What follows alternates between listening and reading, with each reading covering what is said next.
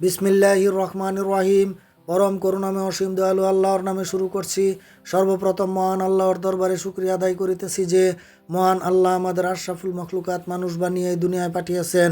প্রিয় দেশবাসী, বাংলাদেশের বেশিরভাগ দরিদ্র মানুষগুলো গাড়ি চালানো পছন্দ করেন, অর্থাৎ সবাই ড্রাইভার হতে চান।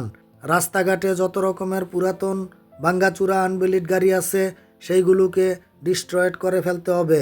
এই সমস্ত গাড়িগুলো রাস্তায় যানজটের সৃষ্টি করে, বায়ু দূষণ করে এবং প্রচুর পরিমাণে দুর্ঘটনা ঘটায়। এতে করে অনেক মানুষের জীবন চলে যায়, অনেক মানুষ পঙ্গু হয়ে যায়। এতে করে বাংলাদেশে দারিদ্রতার হার বেড়ে যায়। তাই যারা অসতর্কভাবে ওভারটেক করে গাড়ি চালিয়ে দুর্ঘটনা ঘটায় তাদের ড্রাইভিং লাইসেন্স বাতিল করে জেল জরিমানা করতে হবে। তা না হলে ড্রাইভাররা কখনো সচেতন হবে না। যারা দুর্ঘটনা ঘটায় তাদেরকে ধরে কঠোর শাস্তি দিতে হবে, তা না হলে তাদের এলোপাথারিভাবে গাড়ি চালানো রোধ করা যাবে না।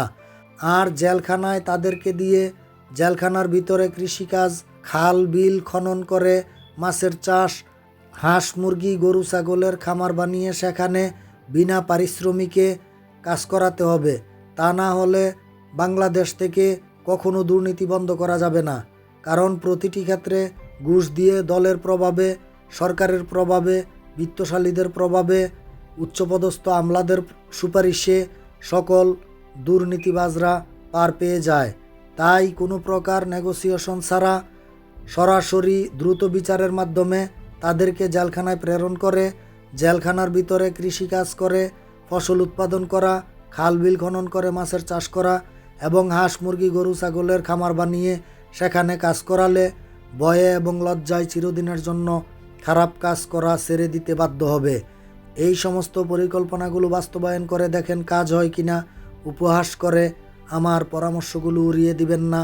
বর্তমান বিশ্বের পরিস্থিতি এবং বাংলাদেশের কিছু মানুষের আভিজাত্যের অহংকারে, বিলাসবহুল জীবনযাপনের প্রেক্ষাপটে এবং ক্ষমতার অপব্যবহার করে প্রতিটি সেক্টরে ঘুষ দিয়ে টাকার লোভ দেখিয়ে মানুষগুলোর নৈতিকতা বোধকে জলাঞ্জলি দিয়ে সর্বদা অট্টালিকায় বাস করে শেষ পর্যন্ত টিকে থাকতে না পারলে হাজার হাজার কোটি টাকা নিয়ে বিদেশে পাড়ি জমায়।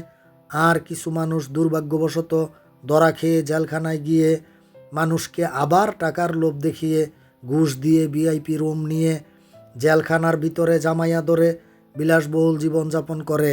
এই সমস্ত কার্যকলাপ চিরদিনের জন্য বন্ধ করতে হবে। তা না হলে বাংলাদেশকে কখনো বিশ্বের দরবারে মাথা উঁচু করে উন্নত দেশ হিসেবে প্রতিষ্ঠিত করাতে পারবেন না। আমি আমার ইউটিউব চ্যানেল দেশ গড়ার লক্ষ্যে এবং আমার ফেসবুক পেজে বিস্তারিত কথা বলেছি। আমি লন্ডন থেকে এই সমস্ত ব্যাপারে অসংখ্য ভিডিও বানিয়ে পোস্ট দিয়েছি। দয়া করে আপনারা আমার সমস্ত ভিডিওগুলোতে লাইক, শেয়ার, কমেন্ট, ফলো এবং সাবস্ক্রাইব করে সারা বাংলাদেশের সাধারণ জনগণ, ছাত্র জনতা, সংবাদকর্মীগণ, আইন প্রণেতাগণ, আলেমোলামাগণ, উপদেষ্টা মণ্ডলীগণ এবং সরকার মহোদয়গণের কাছে পৌঁছে দিয়ে আমার পরিকল্পনাগুলো বাস্তবায়ন করে দেশ এবং জাতির কল্যাণে সহায়তা করবেন।